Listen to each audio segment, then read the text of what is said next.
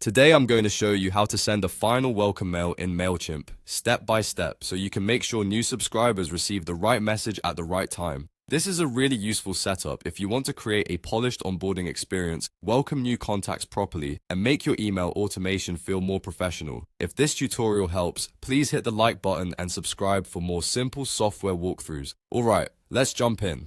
First, go to Mailchimp and log into your account. Once you're inside your dashboard, you want to head toward the area where your audience and forms are managed. This is where Mailchimp keeps the settings for your sign-up forms and welcome emails, so take your time and make sure you're in the correct account. Next, click on Forms. This takes you into the form settings for your audience where you can manage the sign-up experience and related email options. From there, click on Other Forms. This section is important because Mailchimp places several form-related tools here, including the one we need for the final welcome email setup. Now click on Form Builder. This opens the form designer where you can access different form options tied to your audience. Once you're in the form builder, look for the drop-down menu. This menu lets you switch between the different form pages and email-related settings that Mailchimp provides. From the drop-down, click on Send Final Welcome Email and click it.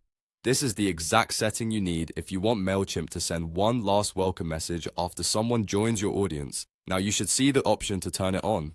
Tick the box for Send Final Welcome Email. Once this is enabled, Mailchimp will be able to send that final welcome message automatically to new subscribers. This is a great way to confirm their subscription, introduce your brand, or give them a helpful next step like visiting your website, checking a free resource, or reading your latest content. If you want, you can also edit the from name, the reply to address, and the subject line. These settings help you personalize the email and make sure it looks consistent with your brand. A clear subject line can improve open rates, and a recognizable sender name can help subscribers trust the email more easily. The good part is that Mailchimp saves these changes automatically, so once you adjust the settings, you don't usually need to click a separate save button. Still, it's always a good idea to double-check everything before you leave the page. Make sure the final welcome email is enabled, the sender details look correct, and the subject line matches the tone you want for your audience. And that's it. You've now learned how to send a final welcome mail in Mailchimp.